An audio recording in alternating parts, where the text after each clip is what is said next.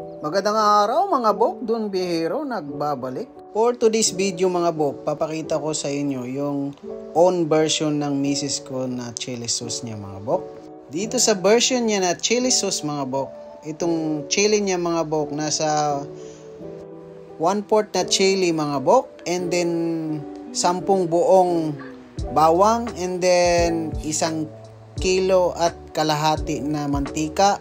Then pagkatapos mo haluin dyan mga bok, kailangan mo i-blend yan mga bok hanggang sa madurog lahat mga bok. So pagkatapos mo ma-blend mga bok, igisa mo lang siya mga bok dyan sa mantika na yan hanggang sa magiging golden brown siya mga bok. Kailangan mo lang haluin siya mga bok. Haluin para hindi lang dumikit yung sa ilalim mga bok. So alam nyo ba nga mga bok, dito sa chili sauce na to mga bok, maraming benepisyong makukuha nito mga bok. Yung mga benepisyo na yun mga bok, hindi ko lang alam mga bok. Pero joke lang mga bok. Sa totoo, marami talagang benepisyo na ito mga bok. So dito na side mga bok is naging golden brown na siya mga bok. Huwag nyo na masyadong i-golden brown mga bok, baka mas mumog na at iba na yung lasa mga bok.